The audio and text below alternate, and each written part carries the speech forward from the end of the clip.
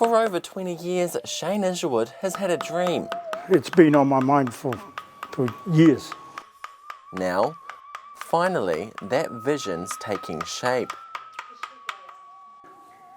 It's very emotional. I saw these come in as just logs. Then I've seen them coming to life every day, and now they're alive. They've certainly been recycled. You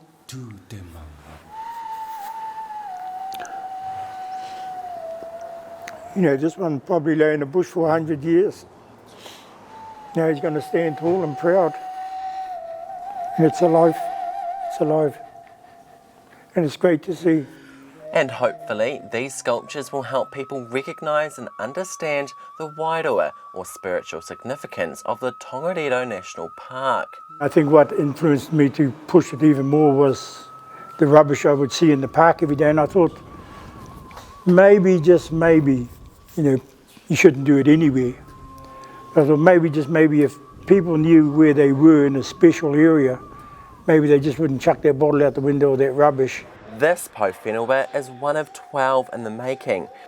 They'll then be cast in concrete or steel, and a replica of each will be placed in pairs on several roads leading into the World Heritage Park. You know, we're doing what we're supposed to do.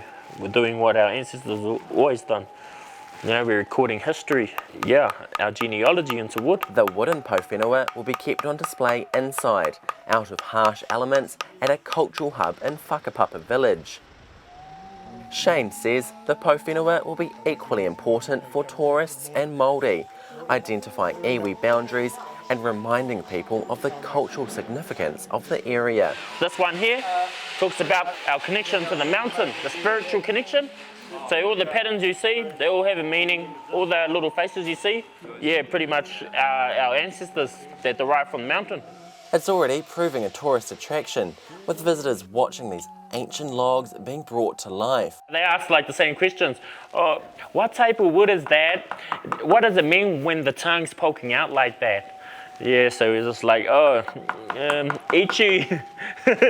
But it's cool interacting with all the tourism, because that's what it's all about. It's about sharing our art with the world. I liked it very much, and they told stories about the chiefs and the tattoos on their face, and it's interesting. To see that it is being made and the traditions carried on now is it's marvellous. It really is. That their heritage is not lost. You know, and that's what a lot of our wāhi tapu, you know, our sacred places are missing, is the stories. You know, they come here, they don't know where they are. They know they're on a mountain, but do they know what the mountain's all about? Because in the old days, we didn't really come on the mountain. It was too sacred. It was like a big god. Old people used to wear ferns above their eyes, so they couldn't see the mountain. Yeah, but now, you know, since colonisation has happened, so you have to play a balance. We have to come up here and kaitiaki tanga our mountain. And these are the men doing the mahi, creating a legacy inspired by their ancestors. From this to that, it's alive. Shane's son Hayes is also working on the project. He says that shaping the tōtara logs isn't easy.